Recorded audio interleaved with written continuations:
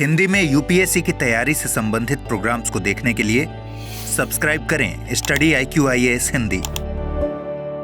नमस्कार, बहुत बहुत स्वागत है आप सभी का आज के इस कार्यक्रम में, आज के इस एपिसोड में। मेरा नाम है अतुल जैन और आप में से काफी लोग मेरे को जानते होंगे। मैं अर्थशास्त्र पर और जो द हिंदू और इंडियन एक्सप्रेस के जो संपादकीय आते हैं उन पर मैं आपके साथ रोजाना चर्चा करता हूं, आप लोगों से मिलता हूं। यार, जब भी मैं बच्चों से बात करता हूं, स्टूडेंट्स के साथ कई बार बात होती रहती है, चर्चाएं होती रहती हैं, तो एक सवाल जो सबसे ज्यादा पूछा जाता है, अगर आप YouTube पर भी कमेंट्स के माध्यम से बच्चे जो सवाल पूछते हैं वो, या फिर पर्सनल चैट में भी, टेलीग्राम पर, ईमेल के जरिए बच्चे जिस चीज को लेकर सबसे ज्यादा मैं कहूंगा कि डरे हुए रहते हैं, या फिर जिस चीज को लेकर सबसे ज्यादा चिंतित रहते हैं, जिस चीज को लेकर वो सबसे ज्यादा वैलिडेशन चाहते हैं, कि आपका ओपिनियन चाहते हैं कि क्या मैं इस चीज को सही कर रहा हूं या नहीं, या सही कर रही हूं या नहीं, वो चीज है नोट्स। नोट्स बनाना एक ऐसी समस्या है या फिर एक ऐसा काम है जिसको लेकर शायद मैं ही नहीं, इस फील्ड के सारे टीचर्स ये बात कह सकते हैं कि भाई, हमसे सबसे ज्यादा कोई सवाल आज तक पूछा गया है तो ये पूछा गया है कि यार नोट्स कैसे बनाए जाए, या फिर सर मैं ये नोट्स बना रहा हूं, एक बार देखकर बताइए कि ये सही है या नहीं है। मेरे ख्याल से कोई भी आप में से जो लोग इसको देख रहे हैं, आप में से भी ज्यादातर लोगों को ये उत्सुकता, ये एंजाइटी रहती होगी कि यार मैं नोट्स बना रहा हूं, ये सही भी बन रहे हैं कि नहीं, या मैं नोट्स बना रहा हूं कैसे बनाऊं। आप में से भी कई लोगों ने किसी ना किसी टीचर को भेजे होंगे शायद कि आप एक बार मेरे नोट्स देख लीजिए और बताइए कि ये नोट्स सही है कि नहीं। और आप में से कई लोग इस उत्सुकता में भी होंगे, इस एंजाइटी में भी होंगे कि यार नोट्स बनाऊं या ना बनाऊं। इतने सारे तो बाजार में मिलते हैं, है ना, दुनिया भर के मिल जाते हैं नोट्स। पिछले साल के टॉपर के नोट्स मिल रहे हैं, सारे कोचिंग संस्थान अपने नोट्स प्रदान कर रहे हैं। तो यार मैं नोट्स बनाऊं भी या ना बनाऊं। या फिर एक जो बड़ी कॉमन सब लोग करने बैठते हैं कि यार मैं नोट्स बनाना मैंने शुरू किया, नोट्स बनाने की प्रक्रिया मैंने शुरू की, और यार किताब में जो भी लिखा था वो सब कुछ ही मैंने लिख लिया। तो मैंने एक दो चैप्टर के नोट्स बनाए और मैंने फिर ये देखा कि यार जितना किताब में लिखा है तकरीबन सारा मैंने नोट्स में ही लिख लिया। तो फिर फायदा क्या हुआ? ये तो किताब में लिखा हुआ था यार, सब कुछ ही अगर नोट्स में आ गया तो फिर क्या लाभ क्या हुआ? मैं किताब से ही पढ़ लेता सीधा सीधा, है ना। ये कॉमन प्रॉब्लम्स हैं जो हम सबके साथ होती हैं, बड़ी कॉमन समस्याएं हैं। तो यार आज के इस सेशन में हम लोग एक चर्चा करने की कोशिश करेंगे कि नोट्स सबसे पहले बनाने हैं कि नहीं बनाने हैं तो क्यों बनाने हैं, और अगर बनाने हैं तो कैसे बनाने हैं, उसका सबसे साइंटिफिक तरीका क्या है, सबसे सही तरीका क्या है। ये बस इतनी सी बात आज के सत्र में करेंगे, इतनी सी बात आज के सेशन में होगी, इससे आगे इससे ज्यादा कोई बात नहीं होगी। तो ये एक चर्चा हम लोग आज करने वाले हैं, जरूर देखिएगा अगर आपको आपके दिमाग में इनमें से कोई डाउट रह चुका है या रह रहा है। ठीक है, चलिए जल्दी से आगे बढ़ते हैं, पहले शुरू करते हैं। तो यार नोट्स को लेकर सबसे बड़ी प्रॉब्लम, सबसे बड़ी समस्या, जो चार समस्याएं हैं ये हमारे दिमाग में आती हैं। सबसे पहली बात कि नोट्स बनाने भी हैं क्या। सबसे पहली प्रॉब्लम यह होती है कि नोट्स बनाने हैं, क्यों बनाएं।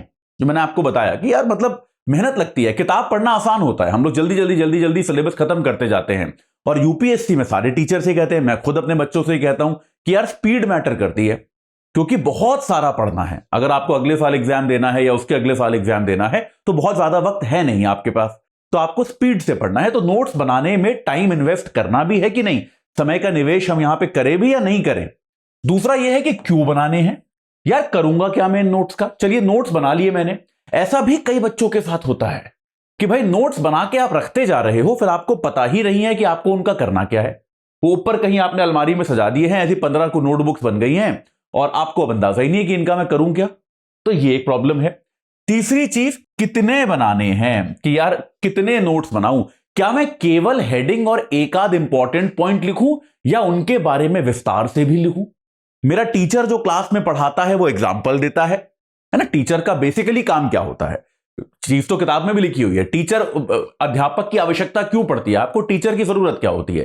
टीचर किसी भी चीज पर आपको एग्जाम्पल देके बताएगा जो आपको आसान लगती है। ठीक है, तो क्या मैं वो टीचर के एग्जाम्पल भी लिखूं या फिर बस फॉर्मूला लिख लूं, प्रिंसिपल लिख लूं, थ्योरी लिख लूं, जो टीचर ने पढ़ाया है खाली उतना लिख लूं।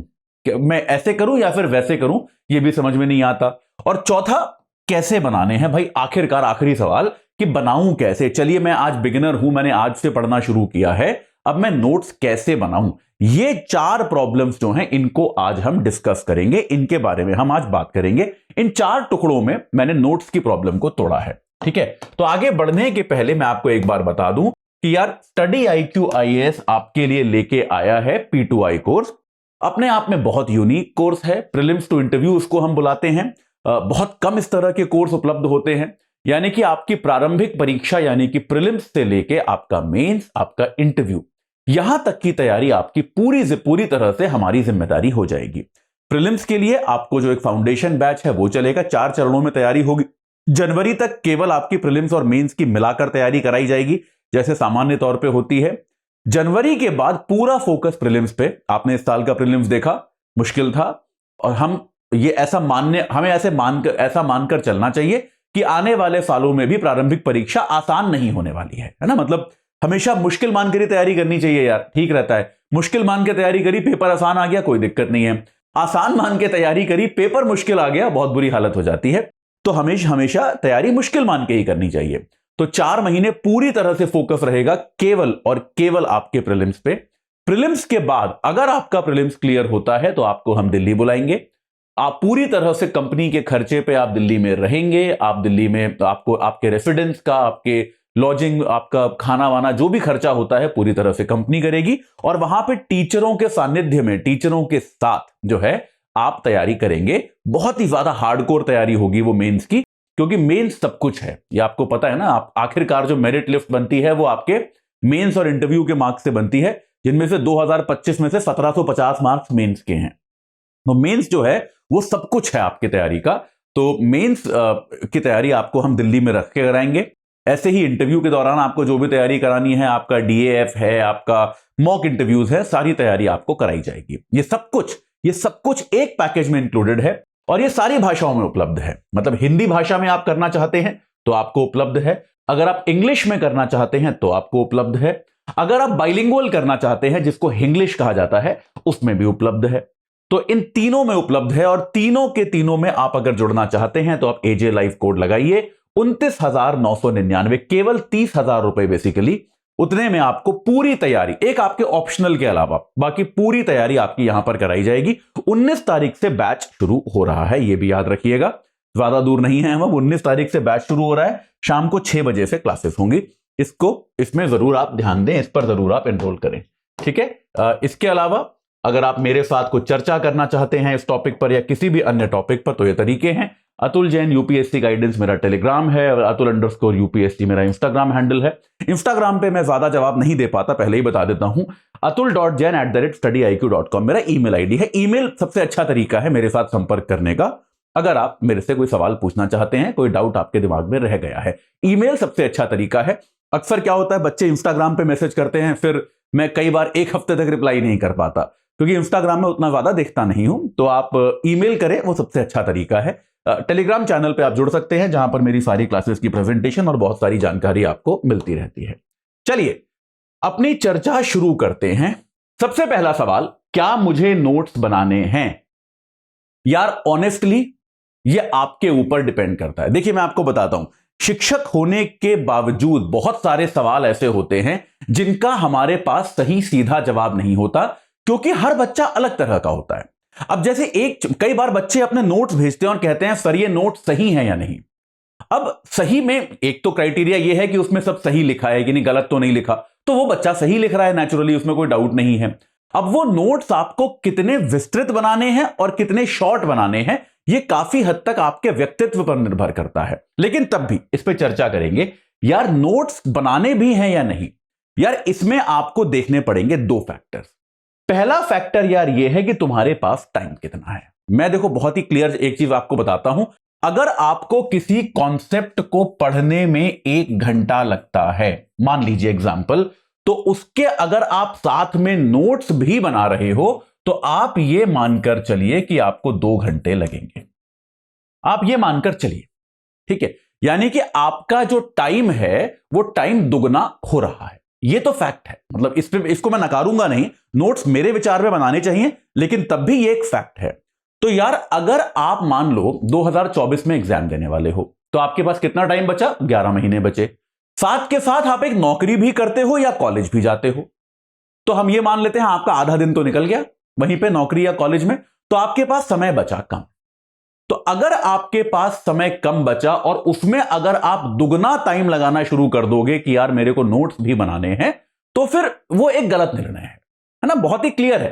हालांकि मैं जानता हूं नोट्स की बहुत महत्ता होती है, बहुत इंपॉर्टेंस होती है, लेकिन बेटा अपने अपने अपने पास उपस्थित संसाधन रिसोर्स को भी तो देखना पड़ेगा, है ना। मुझे पता है कि यार रोल्स रॉयस बड़ी अच्छी कार होती है, मैं खरीदना चाहता हूं।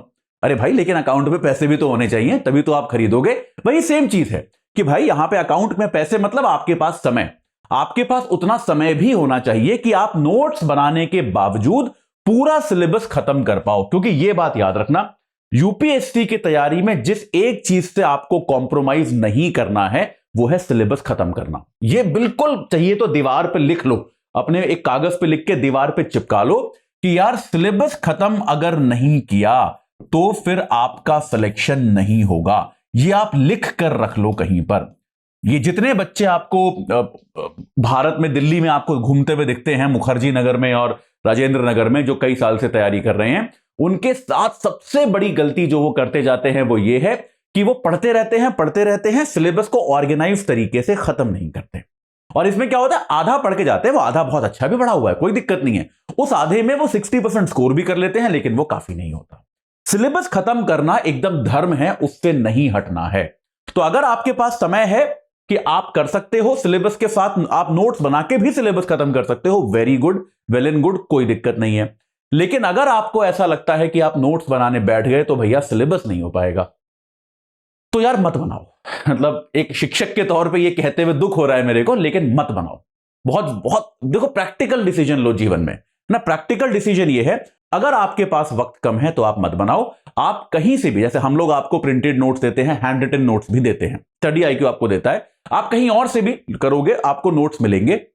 आप उन्हीं नोट्स पर साइड में, जैसे मान लीजिए ये नोट्स लिखे हुए हैं किसी पेज पर, तो आप उसके साइड में अपने फुटनोट्स बस एंट्री करते जा सकते हो। जो चीज आपको समझ में आ रही है वो आप साइड में लिखते जा सकते हो। अगर आप मान लो ऐसी किताबें खरीदते हो या ऐसे नोट्स खरीदते हो जहां पे साइड में जगह नहीं है, तो आप एक A4 शीट लो, उसके 2 हिस्से करो, ठीक है, उस आधे हिस्से को यहां पे स्टेपल करते चले जाओ, कोई बुराई नहीं है, कोई दिक्कत नहीं है। आप, क्योंकि यार नोट सुंदर थोड़े ना बनाने हैं यार, जो समझ में आए, जो काम आए वो बनाने हैं। केवल हल्का हल्का जरा सा स्क्रिबल करते जाओ इसके साइड में, ताकि आपको याद रहे कि यार जब ये पढ़ रहे थे तो आप क्या सोच रहे थे। तो आप विस्तृत नोट्स मत बनाओ अगर आपके पास टाइम नहीं है तो। टाइम है तो जरूर बनाओ। अच्छा, टाइम के अलावा दूसरी एक चीज ये होती है कि आपको लिखने की आदत कितनी है। यार हम में से कुछ बच्चे ऐसे होते हैं, ये बात सच है, हालांकि आदत आपको डालनी पड़ेगी, लेकिन अभी अर्जेंसी नहीं होती उसकी, कि जिनको लिखने की कोई आदत नहीं होती। बहुत बच्चे ऐसे आते हैं हमारे पास जिनको लिखने की कोई आदत नहीं होती। आप उन्हें एक पेज लिखने को बोल दो तो यार उनका हाथ दुखने लगता है, वो थक जाते हैं और उनको लगता है बहुत मेहनत हो गई, या टाइम बहुत ज्यादा लगता है, राइटिंग स्पीड बहुत स्लो है। हालांकि मेंस आते आते आपको इस पे काम करना पड़ेगा, वो हम लोग कराएंगे, आप चिंता मत कीजिए। लेकिन अगर आपको अभी ऐसा लग रहा है कि यार मैंने लक्ष्मीकांत का या रमेश सिंह का या फिर मेरे लेक्चर का, किसी और का लेक्चर आपने सुना, उस पर मैंने एक पन्ना लिखा और यार वो पन्ना लिखने में मेरी राइटिंग स्पीड इतनी स्लो है, या मुझे कुछ हो ही नहीं पा रहा है मेरे से, वगैरह वगैरह, तो यार अगर आपको आदत बहुत कम है तो इसका भी फर्क पड़ेगा। हालांकि अगर आपके पास समय है तो मैं कहूंगा कि यह बहुत अच्छी आदत है, क्योंकि राइटिंग स्पीड आपको मेंस में चाहिए होगी। समय समय पर आपको लिखने की गति बढ़ानी पड़ेगी, लिखने का एक आइडिया आपको आना पड़ेगा, तो यह आवश्यक है कि आप इसको करें, ठीक है। तो नोट्स बनाने का पहली चीज यह है कि बनाने हैं कि नहीं, यह आपकी परिस्थितियों पर निर्भर करता है कि आप कैसा करना चाहते हैं। लेकिन ऐसा नहीं है कि अगर आप नहीं बनाएंगे तो आप बहुत बड़ा कोई पाप कर रहे हैं, बहुत बड़ा कोई अपराध कर रहे हैं, ऐसा बिल्कुल नहीं है। नोट्स काम क्यों आते हैं यार, ये जो है ना, ये याद रखो आप। देखो, हम लोग अपने रोजमर्रा के जीवन में बहुत सारी चीजें पढ़ते हैं, है ना, बहुत सारी चीजें पढ़ते हैं, बहुत सारी बातें सुनते हैं, बहुत सारे विचार सुनते हैं। आजकल वैसे भी इंफॉर्मेशन ओवरफ्लो है, आपको व्हाट्सएप पे भी दुनिया भर की खबरें आती होंगी, हम लोग सोशल मीडिया पे रहते हैं, वहां पे दुनिया जहान की खबरें होती हैं, है ना। हम लोग टीवी देखते हैं, अखबार पढ़ते हैं, किताबें पढ़ते हैं, जो भी करते हैं, बहुत तरह का इंफॉर्मेशन हमारे को मिलता है। इंपॉर्टेंट चीज क्या है, उसमें से हम कुछ भी याद नहीं रख पाते। हमारा जो रिटेंशन है, चीजों को याद रखने की क्षमता है, वो बहुत कम होती है। अच्छा, ये आपने याद, आप सबको ऐसा होगा कि जब आप किसी चीज को लिखते हो अपने हाथ से, पेन से, ठीक है, जब आप किसी चीज को लिखते हो तो आपको वो लिखने के इवेंट की मेमोरी रहती है। मतलब मुझे अभी तक याद है कि मैं अगर कल के दिन में मैंने हो सकता है 50 पेज पढ़े हों, लेकिन जिस चीज को मैंने एक कागज पे पेन से लिखा, मुझे वो मोमेंट याद होता है कि अच्छा, मैंने कागज पे ऐसे लिखा था कि भारत में राजनैतिक व्यवस्था जो है वो अर्थव्यवस्था के विकास में बाधक बनी है। ठीक है, इस तरह की चीज मैंने हाथ से लिखी थी एक पेपर पे। ये लिखने का इवेंट एक इवेंट के तौर पे आपको याद रह जाता है। ये हम सबके साथ होता है। आप अगर आपने ऐसा अनुभव नहीं किया तो आज करके देखो, 20 पेज पढ़ो और 1 पेज लिखो। ठीक है, जो 1 पेज आप लिखोगे, कल परसों तरसों 3-4 दिन बाद वो लिखना आपको याद रह जाएगा। तो एक हमारे यहां कहा भी जाता है कि जो चीज एक बार हाथ के नीचे से निकल गई वो फिर भूलती नहीं है। हालांकि पूरी तरह से सत्य नहीं है, वो भी भूल जाती है, लेकिन तब भी अगर आप एक बार इसको लिख लोगे किसी चीज को, तो आपको याद रह जाता है। ये फैक्ट है, ये हम सबने अनुभव किया होगा। जिस चीज को आपने लिखा है, अगर 100% नहीं भी रहेगा तो लिखा हुआ अगर आपको मान लीजिए 70% याद रह रहा है और पढ़ा हुआ 20% याद रह रहा है, तो क्लियरली लिखने के अपने फायदे हैं कि आपको जो है चीजें ज्यादा समय तक याद रहेंगी। पहली चीज तो यह है। और यार दूसरा और सबसे इंपॉर्टेंट चीज जो होता है वो होता है रिवीजन। यार आप साल भर पढ़ाई करते हो, ठीक है, उसके बाद अब आप एक बात बताओ, परीक्षा के 1 महीने पहले आप वो सारी चीजें याद कैसे करोगे कि यार मैंने क्या पढ़ा और क्या नहीं पढ़ा? जो चीज आपने आज पढ़ी, आपको लगता है वो अगले साल के मई तक या अगले साल के सितंबर अक्टूबर तक आपको याद रहने वाली है? आपको ऐसा लगता है क्या? उत्तर है नहीं, किसी भी कीमत पे आपको याद नहीं रहेगी। एक जब मैं आईआईटी में था तो मेरा एक जूनियर था, मेरा एक मित्र था बड़ा अच्छा, अभी वो आईपीएस ऑफिसर है उत्तर प्रदेश में, और उसके वो मतलब मेरे ख्याल से उस छात्र ने 6 बार परीक्षा दी थी और 6 के 6 बार निकाली थी। वो 5 बार, सॉरी 1 बार नहीं हुआ था उसका, लेकिन 5 बार उसने परीक्षा निकाली थी। वो ऐसा व्यक्ति था। तो अभी वो उत्तर प्रदेश में आईपीएस है। तो वो हमेशा एक चीज बोलता था, मैं उससे मिलता रहता था, मेरा काफी अच्छा दोस्त था। वो हमेशा एक चीज कहता था कि यूपीएससी की तैयारी क्या होती है ना, 10 महीने आप इस चीज की तैयारी करते हो कि आखिरी 1 महीना आप कैसे पढ़ोगे, बस। अगर आपका प्रीलिम्स मई में है तो पहले के 10 महीने आप उसकी तैयारी कर रहे हो कि भाई मई और आधा अप्रैल जो है वो आप कैसे पढ़ने वाले हो। अब एक बात सोच के देखो, जैसे मैं आपको एग्जांपल देता हूं, मान लो आपने फंडामेंटल राइट्स पढ़े, मान लो आपने मूल अधिकार जो है वो पढ़े, तो यार फंडामेंटल राइट्स पढ़े आपने, अब आपको याद कैसे रहेंगे? आपने अभी पढ़ लिए, अब आपके पास तो आपको तो और भी पढ़ना है ना, आप हमेशा इनको तो नहीं पढ़ते रह सकते। आप पढ़ के आगे बढ़ गए, आपने पूरी पॉलिटी खत्म की, पूरी इकोनॉमिक्स खत्म की, पूरी हिस्ट्री, ज्योग्राफी, आपको तो बहुत सारे विषय पढ़ने हैं। प्रॉब्लम यह है कि आप इसको याद कैसे रखोगे। अब अक्सर टीचर्स कहते हैं रिवाइज करो बेटा, रिवाइज करना बहुत जरूरी है। रिवाइज करने के लिए क्या पूरी किताब दोबारा पढ़ने वाले हो? या आप जितने मान लो किसी टीचर के वीडियोस हैं, सारे वीडियोस दोबारा देखने वाले हो? उतना टाइम होगा आपके पास? जवाब आपको पता है ना कि नहीं होगा। तो रिवीजन के लिए काम क्या आता है कि आप जब पढ़ रहे हो तो जो चीजें हैं उनको आप लिखते जा रहे हो, फाइल करके कहीं रखते जा रहे हो। रिवीजन का मतलब यह होता है कि आपने उस फाइल को दोबारा देख लिया और आपके लिखे में से अगर कहीं कुछ आपको समझ में नहीं आया कि यार ये वाला पता नहीं क्या पॉइंट है जो मैंने लिखा है, तो आप वही वाला पॉइंट जाके किताब से एक बार या किसी टीचर के पास जाके उसी पॉइंट को दोबारा आप क्लियर करो। यह होता है रिवीजन। रिवीजन ये नहीं होता कि मैं फिर से बैठ गया पूरी लक्ष्मीकांत पढ़ने, या मैं फिर से बैठ गया पॉलिटी के सारे लेक्चर या इकोनॉमिक्स के सारे लेक्चर देखने। यह रिवीजन नहीं होता है। रिवीजन ये होता है मैंने जो नोट्स थे उनको पढ़ा, समझ में आता जा रहा है, कोई बात नहीं है, ठीक है, बढ़िया है, कहीं पे डाउट आया, वहां पे मैं लेक्चर पे दोबारा गया कि यार इस लेक्चर में सर ने कुछ तो कहा था, याद नहीं आ रहा, ये क्या था, एक बार दोबारा देख लेता हूं। ये होता है रिवीजन। अगर आप ये करते रहेंगे तो आपको चीजें याद रहेंगी। फाउंडेशन कोर्स जो मैं लेता हूं उसमें मैंने बार बार बच्चों को बोलता हूं कि एक साप्ताहिक रिवीजन की पॉलिसी आपको बनानी ही पड़ेगी, वरना यूपीएससी में आपको बहुत दिक्कत होने वाली है। तो साप्ताहिक रिवीजन ऐसे ही पॉसिबल है ना। अब जो आपने 6 दिन में लेक्चर सुने मेरे, जैसे फाउंडेशन में मेरा भी 3 घंटे का लेक्चर होता है, आपने 6 दिन लेक्चर सुने, तो आप 7वें दिन कैसे उसको सारे लेक्चर दोबारा देख लोगे क्या? मतलब कैसे होगा? ये हो ही नहीं सकता। तो आपको उनके नोट्स के थ्रू ही रिवीजन करना पड़ेगा। यहां पे नोट्स आपके काम आते हैं, ठीक है। अच्छा, कितने नोट्स बनाने हैं यार? ये एक इंपॉर्टेंट चीज है कि यार नोट्स जो हैं, कई बार जो मैंने आपको बताया ना, बच्चे 10 पेज का चैप्टर पढ़ते हैं और उसके 10 ही पेज के नोट्स बना देते हैं। तो यार नोट्स कितने बनाने हैं, इसमें एक थंब रूल आप अपने लिए बना सकते हैं। हालांकि वो चैप्टर बाय चैप्टर फर्क हो सकता है उसमें। वो है 25% नियम, कि अगर आप 4 पेज पढ़ते हो तो उसका नोट्स जो है वो 1 पेज से ज्यादा नहीं होना चाहिए। अगर आप 100 शब्द पढ़ते हो, इसमें शब्दों में आप कर सकते हो, अगर आप 100 शब्द पढ़ते हो तो उसके नोट्स 25 शब्द से ज्यादा नहीं होने चाहिए। कि नोट्स जो है वो जो आपने पढ़ा है उसके 1/4 तक ही होने चाहिए, उससे ज्यादा नहीं होने चाहिए। अगर उससे ज्यादा है बेटा, फिर आप किताब से ही पढ़ लो, है ना। मतलब 25% का, मैं वही कह रहा हूं, 25 का 30 हो सकता है, 25 का 20 हो सकता है, किसी किसी चैप्टर में हो सकता है आपको, किसी एक आध चैप्टर में आपको हो सकता है 50 तक भी जाना पड़े, पर वो चैप्टर अपवाद होना चाहिए। हर चैप्टर में अगर आप 50% नोट्स बनाने शुरू कर दोगे तो आपको प्रॉब्लम आएगी। 1/4 नोट्स जो होते हैं, कि भाई जितना लंबा चैप्टर था उसके करीब 1/4 लंबाई के मैंने नोट्स बनाए हैं, यह सबसे अच्छी नीति है। यह नीति मैं भी फॉलो करता हूं, क्योंकि मैं भी पढ़ाता हूं। पढ़ाने के लिए मुझे भी नोट्स बनाने पड़ते हैं। कितना भी विषय आता हो, कोई भी शिक्षक बिना तैयारी किए नहीं पढ़ाता। अच्छा शिक्षक कोई भी तैयारी किए बिना नहीं पढ़ाता। तो यार जब मैं भी अपने नोट्स बनाता हूं तो मैं भी 1/4 प्रिंसिपल फॉलो करता हूं, कि अगर मैंने 4 पेज पढ़े तो मैं 1 पेज के नोट्स जो है वो सही मानता हूं। ये एक सही चीज है। अच्छा, नोट्स में क्या चीजें जरूर होनी चाहिए? जटिल कॉन्सेप्ट जरूर लिखिए।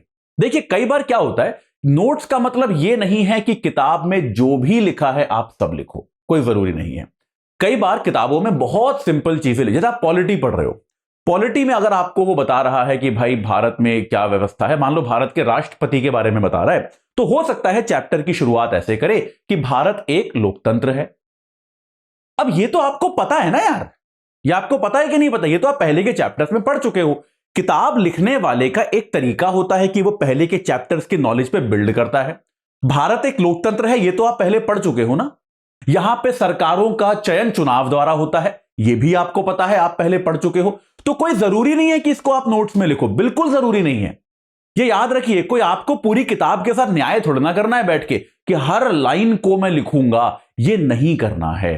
तो आपके नोट्स में सबसे ज्यादा इंपॉर्टेंट चीज होनी चाहिए जटिल कॉन्सेप्ट, कि यार एक वो जो कॉन्सेप्ट जो हमको समझ में नहीं आ रहा था।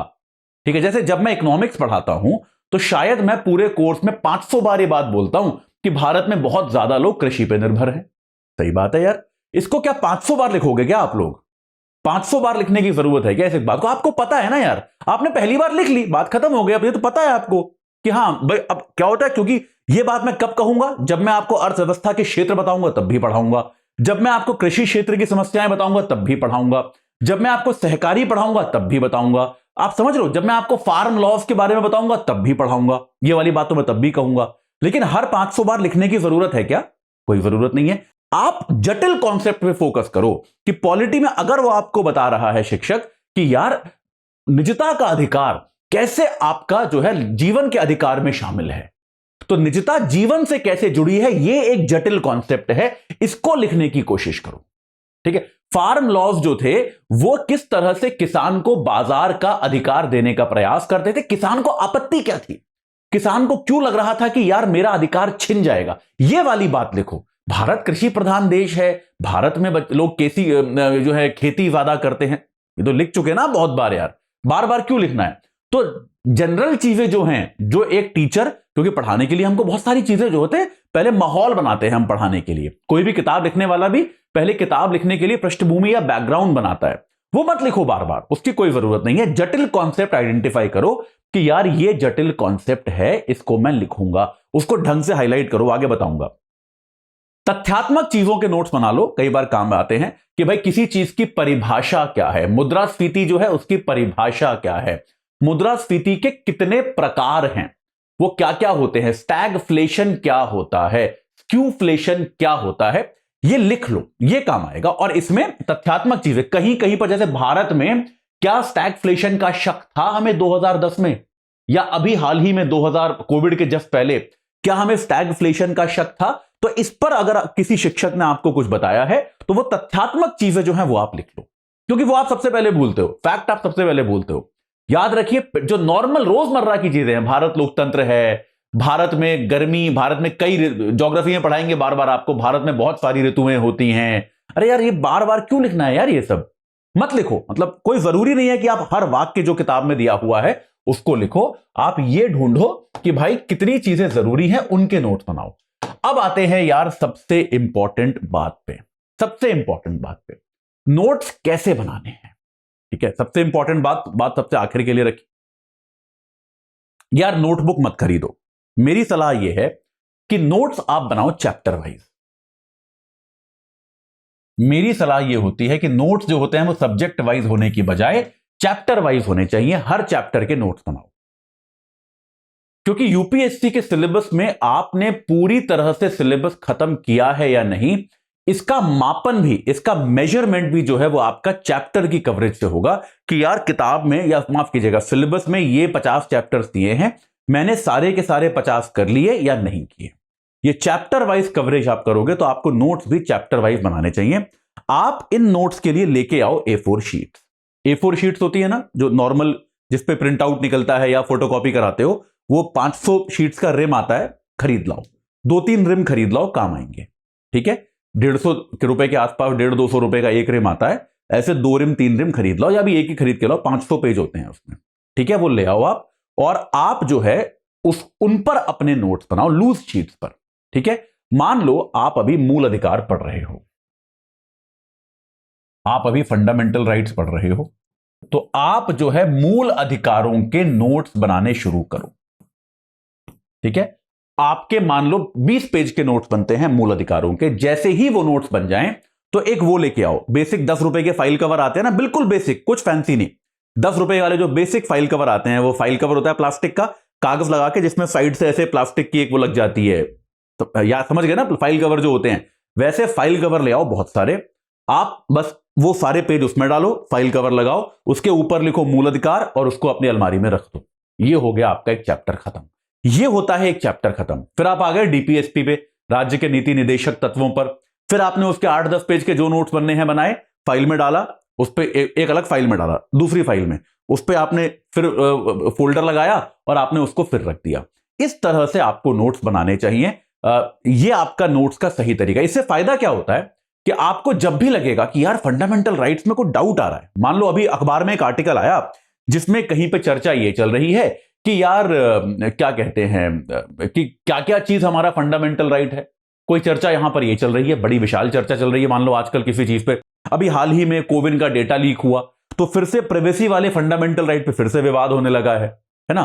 तो आप बस, आपको क्या करना है, कोई बात नहीं, आपको लगा यार कुछ पढ़ा तो था, याद नहीं आ रहा, आपका काम कितना आसान है, आप बस देखोगे फंडामेंटल राइट्स का फोल्डर कौन सा है, वो निकालोगे, पलट के देखोगे, अच्छा यहां निजता के अधिकार में पुत्तु स्वामी जजमेंट आया था, उसने ये कहा था, सुप्रीम कोर्ट का ये निर्णय था, ये चीजें जो है निजता में आएंगी, बात खत्म। फोल्ड किया, वापस रखा। समझ में आया कि नहीं आया? ये फायदा होता है A4 शीट्स के बेसिक नोट्स बनाने का। ठीक है, ये आप याद रखिए। अच्छा, दूसरा सबसे इंपॉर्टेंट भाग जो है कि यार आपको नोट्स में जगह छोड़नी चाहिए। उसके पहले ये नोट्स यार बुलेट पॉइंट्स में बनाओ, यार पैराग्राफ मत लिखो। नोट्स जो है आप ये याद रखिए, कोई भी वाक्य आपका एक पूरी लाइन और आधी पूरी लाइन, 1.5 लाइन से लंबा अगर आप वाक्य लिख रहे हैं तो वो गलत है। मतलब उस वाक्य को आप 2 वाक्यों में तोड़ें। केवल बुलेट पॉइंट्स में ही नोट्स बनाएं कि भाई इन्फ्लेशन क्या होता है, दामों का बढ़ना लंबे समय तक पूरी अर्थव्यवस्था में, ऐसे लिखे। ऐसे नहीं, किसी भी अर्थव्यवस्था में लंबे समय तक हर सभी वस्तुओं का समग्र रूप से दाम बढ़ना मुद्रास्फीति कहलाता है, ऐसे मत लिखो। 3 पॉइंट्स में तोड़ के लिखो इसी बात को। ठीक है, बुलेट पॉइंट्स में लिखो, रिवीजन में आपकी दुनिया बदल जाएगी, रिवीजन बहुत आसान हो जाएगा और आपको इंपॉर्टेंट पॉइंट याद रहेंगे। लंबे वाक्यों में क्या होता है, आप वाक्य की लंबाई में खो जाते हो, उसमें इंपॉर्टेंट क्या है इंपॉर्टेंट क्या नहीं है ये आपको ज्ञान नहीं रहता, ये आपको भेद नहीं रहता। तो अगर आप छोटे छोटे बुलेट पॉइंट्स में लिखोगे आपको याद रह जाएगा। ये आपको याद रखना है, इतनी सी बात है बस, बुलेट पॉइंट होना बहुत जरूरी है। और यार एक जो चीज जो आपकी प्रिपरेशन की दुनिया बदल देगी वो ये है कि मान लो ये आपकी A4 शीट है और मान लो यहां पर आप अभी नोट्स बना रहे हो, उसके कर दो आप 2 भाग, बड़ा बिल्कुल आधा आधा। ठीक है, आधे भाग में लिखा, आपने मान लो निजता का अधिकार पढ़ा, तो जो भी आप पढ़ रहे हो उसके नोट्स एक हाफ में बनाओ बस, दूसरा हाफ जो है खाली छोड़ दो। आप इसको 60-40 भी कर सकते हो, लेकिन इसको एक हाफ आपका इतना पेज खाली होना चाहिए। उससे क्या होगा, मान लो आज के अखबार में आया कि यार कोविन का डेटा लीक हुआ, और कोविन के डेटा लीक के बाद कि भाई नागरिकों का निजता का अधिकार जो है वो कैसे सुरक्षित किया जाए, सरकार ऐसा क्या करे कि नागरिक का जो निजता है वो बची रह पाए। ये एक बात फिर से चर्चा में आ गई कि नहीं आ गई, दोबारा आ गई। तो अब क्या है, जब आपने पढ़ा होगा तब तक कोविन का डेटा लीक हुआ नहीं होगा, तो यार उस समय आपने निजता के हनन के एग्जाम्पल्स कुछ और लिखे होंगे। आपने हो सकता है ये लिखा हो कि भाई किसी वेबसाइट का डेटा लीक हुआ, या फिर किसी ने आपका फोन नंबर, जो कंपनियां जो आपके फोन नंबर मांगती हैं, और किसी प्रकार का आपने उदाहरण दिया होगा, या फिर हो सकता है कोई उदाहरण आपने लिखा ही ना हो। अब आज के अखबार में एक शानदार उदाहरण आया है निजता के अधिकार के हनन का, तो आप क्या करो, तुरंत अपनी वो फाइल निकालो, निजता के अधिकार वाला पेज खोलो, और ये जो जगह बेटा आपने खाली छोड़ी है यहां पर आप वो उदाहरण लिख दो, यहां पर आप उसको लिखते चले जाओ। बार बार बच्चे पूछते हैं कि सर करंट और स्टैटिक को रिलेट कैसे करना है। बेटा यही करना होता है बस, कोई रॉकेट साइंस नहीं है। अक्सर बच्चे पूछते हैं सर करंट और स्टैटिक को रिलेट कैसे करें, एक साथ कैसे लाएं, आ गया कि नहीं आ गया, साथ में बताओ, रिलेट हो गया कि नहीं हो गया। यह होता है करंट और स्टैटिक का रिलेशन, कि भाई देखो सीधी सीधी बात है कि अगर स्टैटिक कंटेंट आपने लिखा है तो उस पे करंट एग्जाम्पल अगर आप दे सकते हो तो यही तो होता है रिलेशन, और क्या होता है, और कोई संबंध नहीं है करंट और स्टैटिक में, यही संबंध है बस। राज्यपाल आप पढ़ रहे हो कि भाई राज्यपाल कैसे काम कर रहा है, आपकी किताब में रोमेश भंडारी की एग्जाम्पल दिए होंगे, पुराने पुराने एग्जाम्पल दिए होंगे, आप अभी एकदम नया एग्जाम्पल ढूंढो। आप अभी RN रवि साहब का एग्जाम्पल ले सकते हो, अक्सर अखबारों में आता है तमिलनाडु में जो चल रहा है, आप अभी तुरंत का एग्जाम्पल लेके डाल सकते हो। नया एग्जाम्पल आपने डाल दिया, हो गया आपका करंट और स्टैटिक रिलेट। ये नोट्स जो हैं बेटा आपके, ये बहुत बड़ी पूंजी हैं। ये वाले नोट्स जो आपके बनेंगे ये आपको न सिर्फ प्रीलिम्स में बल्कि मेंस में सेलेक्ट कराएंगे। ये वो वाले नोट्स आपके बनेंगे आप अगर ऐसे करते हैं। वाक्य मत लिखिए, पूरे वाक्यांश लिखिए। अच्छा, कहीं पर क्या होता है, भ्रामक बिंदु होते हैं कि यार, मतलब भ्रामक बिंदु मतलब जहां पे कंफ्यूजन होता है, थोड़ा सा कंफ्यूजिंग पॉइंट्स होते हैं, उन पर लिख दो, उसके लिए कोड बना दो, चाहिए तो लिख दो, यहां पे नोट्स में लिख दो ऐसे बड़ा बड़ा कंफ्यूजन पॉइंट, कि ये कंफ्यूजन पॉइंट है मेरा, यहां पे कंफ्यूजन होता है, ताकि आपको याद रहे इस पे ध्यान से पढ़ना है। जैसे आप मुद्रास्फीति पढ़ रहे हो तो अगर किसी एक चीज के दाम बढ़ गए तो वो मुद्रास्फीति नहीं होती, कि अगर आपके यहां प्याज महंगी हो गई तो वो मुद्रास्फीति नहीं है। एक चीज तो महंगी हुई है, या आपके यहां दूध महंगा हो गया, वो मुद्रास्फीति नहीं है। मुद्रास्फीति वो है जब, या फिर एक दिन के लिए महंगा हो गया, ये भी मुद्रास्फीति नहीं है। एक हफ्ते के लिए महंगा हो गया, ये भी मुद्रास्फीति नहीं है। जब बहुत लगभग सभी चीजों के दाम सतत तौर पर ही बढ़ जाएं, लंबे समय के लिए बढ़ जाएं, वो मुद्रास्फीति कहलाती है। एक दिन की मुद्रास्फीति, बाजार का उतार चढ़ाव है, मुद्रास्फीति नहीं होती। ठीक है, ये कंफ्यूजन, ये इसमें बहुत कंफ्यूजन होता है बच्चों को। कई बार बच्चे अभी भी ऐसे क्वेश्चन लेके आते हैं कि सर देखिए हमारे यहां प्याज महंगी हो गई, ये मुद्रास्फीति है क्या? नहीं, नहीं है मुद्रास्फीति। तो ये कंफ्यूजिंग पॉइंट जो है ये आप बताएं, ये आप समझाएं। ठीक है, जैसे एक बहुत वो होता है, मैं उसको RRCSP बुलाता था, religion, race, caste, sex, place of birth, कि यार इन 5 आधारों पे आप, भारत का संविधान आपको डिस्क्रिमिनेशन करने की अनुमति नहीं देता, लेकिन केवल इन 5 आधारों पे नहीं देता है, बाकी चीजों पे आप कुछ कुछ कर सकते हो। ये ऐसा उसने अनुमति आपको दी है, इन 5 आधारों पे मना करता है। RRCSP, religion, race, caste, sex, place of birth, तो ये 5 चीजें जो है, तो ये कंफ्यूजिंग पॉइंट जो हैं इनको आप लिखते चले जाएं, इन यहां पे मार्क कर दो, स्टार लगा दो, कुछ आप अपना साइन बना दो कि ये कंफ्यूजिंग पॉइंट है यार, लिख दो बड़ा बड़ा कंफ्यूजिंग पॉइंट, कि ये कंफ्यूजन पॉइंट जो है ये आपको हमेशा क्लियर रहे। गलतियों की एंट्री बहुत जरूरी है यार, ये एक चीज है जो टेस्ट सीरीज बच्चे करते हैं उसके बाद नहीं करते। यार टेस्ट आप क्यों देते हो? एक तो ऑब्वियसली ये देखने के लिए कि आपको भाई कितना समझ में आया, कितना नहीं समझ में आया, और दूसरा ये कि यार कई बार हमें गलत समझ में भी आता है, कोई अनोखी बात नहीं है, हम सब मनुष्य हैं, पढ़ते हैं, कई बार सही चीज समझ में आई, कई बार गलत चीज समझ में आई, कोई बात नहीं। जो चीज गलत समझ में आई उसको सही करना जरूरी है कि नहीं? तो हम पढ़ तो लेते हैं, उसकी एंट्री नहीं करते। आप कहीं पर मान लीजिए, फिर से वही वाली बात है कि आप इकोनॉमिक्स में कुछ आपने पढ़ा, ठीक है, आपने अर्थशास्त्र में पढ़ा कि जीडीपी की गणना कैसे होती है, और जो अंतिम मूल्य कॉन्सेप्ट है कि वस्तुओं का, उत्पादित चीजों का अंतिम मूल्य ही आपको लेना है, यह आप भूल गए। कहीं पर अंतिम मूल्य नहीं लिखा था, आप उसको टिक मार के आ गए। यूपीएससी में आ चुका है यह सवाल जो मैं आपको बता रहा हूं कि अंतिम मूल्य नहीं लिखा था। बहुत बच्चे गलत करके आए थे, यहां तक कि बहुत सारे कोचिंग इंस्टीट्यूट ने उत्तर गलत निकाला था उसका, क्योंकि बस उसमें खराबी यह थी कि अंतिम मूल्य नहीं लिखा हुआ था। लोग उसको तब भी ठीक कराए। तो अगर आपने यह गलती करी है तो आप क्या करेंगे, आप अपने फोल्डर में से फिर से ये जो जीडीपी कैलकुलेशन वाली, राष्ट्रीय आय की गणना वाली फाइल निकालेंगे, उसे खोलेंगे, जहां पे लिखा होगा, मैंने पढ़ाया होगा, जिसने भी पढ़ाया होगा, लिखा होगा कि भाई अंतिम मूल्य की गणना होनी चाहिए। वहां पे अंतिम, यहां पे जो आपने खाली जगह छोड़ी है, यहां पे अगर अंतिम मूल्य की गणना के बारे में लिखा हुआ है तो यहां पर आप आगे लिख दे टेस्ट में गलत किया, कि टेस्ट में अंतिम मूल्य नहीं देखा। मतलब जो गलती थी 1 लाइन 2 लाइन में उसको लिख दें, तो आपका क्या होगा, फिर यह गलती बेटा आप जिंदगी भर नहीं भूलने वाले। फिर यह गलती जो है ना, आपने एक बार नोट्स में लिख दी, जब भी पढ़ोगे, जब भी रिवाइज करोगे, याद आ जाएगा कि अच्छा मैंने एक टेस्ट दिया था जहां अंतिम मूल्य नहीं लिखा था और मैं तब भी टिक करके आ गया था, यह मेरी गलती है। वो टेस्ट ना, टेस्ट भी भूल जाते हैं यार, कैसे याद रहेगा? जो टेस्ट आज दोगे वो साल भर बाद याद रहेगा क्या? इंसान हो, भूलोगे ना यार।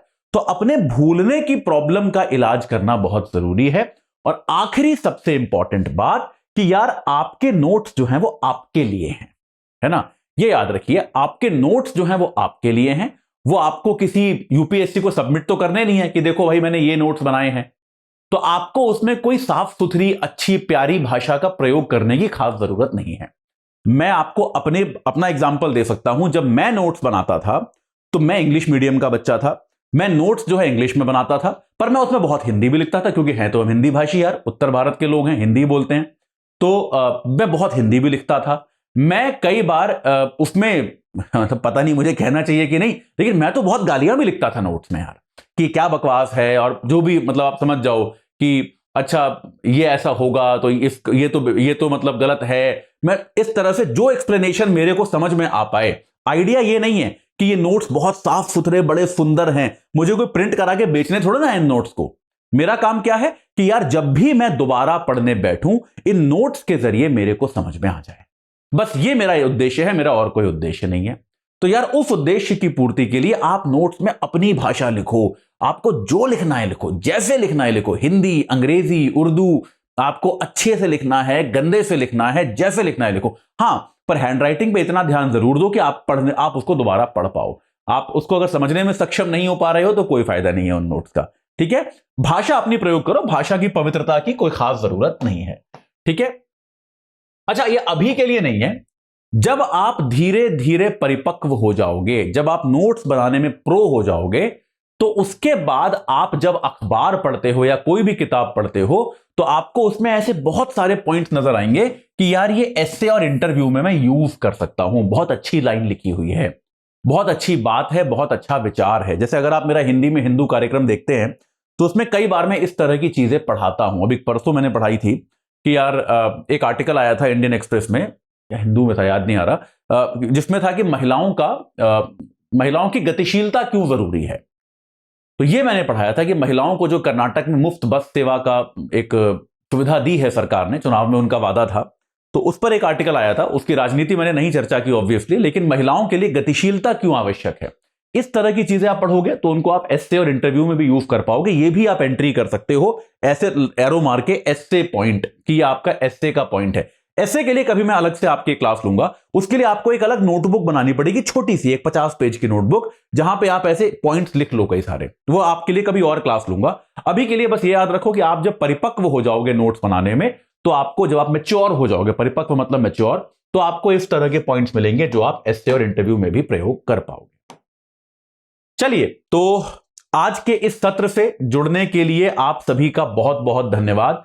मैं आशा करता हूं कि यार इस सेशन के जरिए आप में से कई लोगों को क्लैरिटी मिली होगी कि यार नोट्स का एक जो बड़ा ट्रिकी सा पॉइंट होता है, क्या बनाएं, कैसे बनाएं, कितने बनाएं, थोड़ा सा आपको उसमें हेल्प मिली होगी। अगर आपको चाहिए कि यार हम जो है आप अपनी तैयारी को और संगठित और ऑर्गेनाइज तरीके से करना चाहते हैं, तो जैसा मैं आपको पहले भी बता चुका हूं कि स्टडी IQ IAS का P2I बैच आ रहा है, हिंदी में, इंग्लिश में और बाइलिंगुअल, तीनों में, जहां पे आपकी प्रीलिम्स, मेंस और इंटरव्यू तीनों की तैयारी कराई जाएगी। मेंस और इंटरव्यू की तैयारी के लिए आपको दिल्ली बुलाया जाएगा, वहां पर आपको पूरी तरह से निःशुल्क रखा जाएगा। सिर्फ आपको 29,999 रुपए आपको एक बार देने हैं इसके लिए, अगर आप एजे लाइव कोड का प्रयोग करते हैं। समय ज्यादा नहीं है, 19 जून से बैच प्रारंभ हो रहा है शाम 6 बजे से। जल्दी से जल्दी जुड़िए, बिल्कुल देर मत कीजिए। तो मेरे साथ जुड़ने के लिए आज आपका बहुत बहुत धन्यवाद। मैं आशा करता हूं कि इस सत्र से, इस सेशन से आपको कुछ ना कुछ लाभ जरूर मिला होगा। Thank you very much. Hindi में यूपीएससी की तैयारी से संबंधित प्रोग्राम्स को देखने के लिए सब्सक्राइब करें स्टडी IQ IAS हिंदी।